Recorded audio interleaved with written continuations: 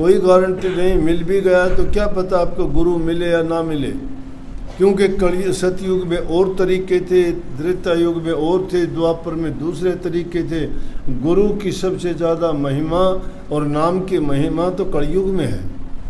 कलयुग के तरीके जो हैं वो बड़े आसान हैं, क्योंकि छोटा जीवन होने के कारण संतों ने इसकी मंजिल भी छोटी कर दी और जीव के कल्याण के लिए ज़्यादा कठिन रास्ता नहीं बल्कि सारी चीज़ें सुगम बताई। इसीलिए कबीर साहब ने कही, पिया का मार्ग सुगम है तू कहत अनेडा। जो नहीं चलते उसको टेढ़ा लगता है, वो कठिन लगता है। जो चलते हैं उनके लिए मुश्किल नहीं है, जो लोग उस पर चलना नहीं चाहते उनके लिए बड़ा मुश्किल है। लेकिन जो लोग उस पर चलना चाहते हैं उनके लिए पिया का मार्ग बड़ा सुगम है, तू कहत अनेडा। पिया का मार्ग कठिन कहते हैं, पिया का मार्ग कठिन है खांडे की धारा, कि वो तो बहुत कठिन है, चलना बड़ा मुश्किल है, कठिन बड़ा कठिन है। कोई बिरला जो कोई शूरवीर होगा वो इस रास्ते पे चल सकता है। बड़ी लड़ाइयाँ लड़नी पड़ती है, इसमें बहुत कुछ इंसान को बर्दाश्त करना पड़ता है।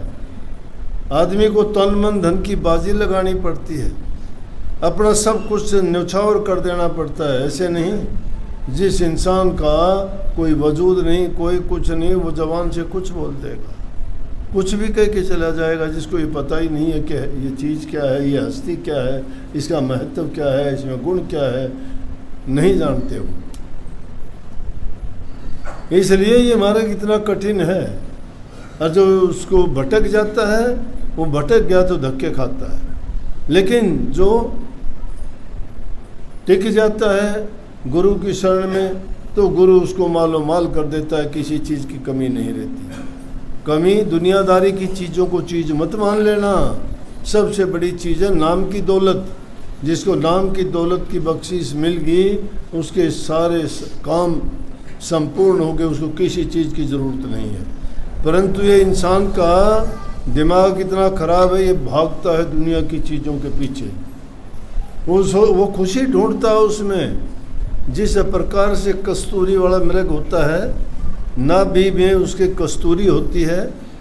कस्तूरी जब पकती है तो उसमें खुशबू आती है, और खुशबू बड़ी अच्छी होती है। वो मृग उस सुगंधी को लेके, क्यों सुगंधी नाक से आती है, कस्तूरी उसकी फूली हुई है, उस तक वो देख नहीं सकता कहाँ है चीज़, तो झाड़ियों में सिर मारता हुआ फिरता है, ढूंढता है उसको कि कहाँ है वो, लेकिन उसको मिलती कहीं नहीं, लेकिन खुशबू उसको आती रहती है। इसी प्रकार से इंसान के पास वो सारी शक्तियाँ हैं, लेकिन अपनी शक्तियों को भुला के वो क्या करता है, झाड़ियों में सिर मारता फिरता है, भूल जाता है, भटक जाता है।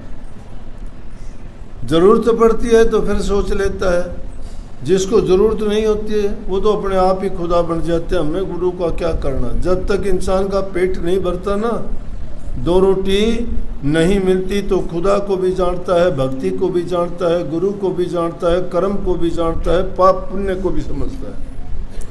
और जिस इंसान का पेट भर जाता है तो वो इंसान बहुत बुद्धिमान हो जाता है, बड़ा चतुर हो जाता है, बड़ा अपने आप में सब कुछ ज्ञाता हो जाता है, लोगों को भाषण देना शुरू कर देता है, औरों को समझाना शुरू कर देता है।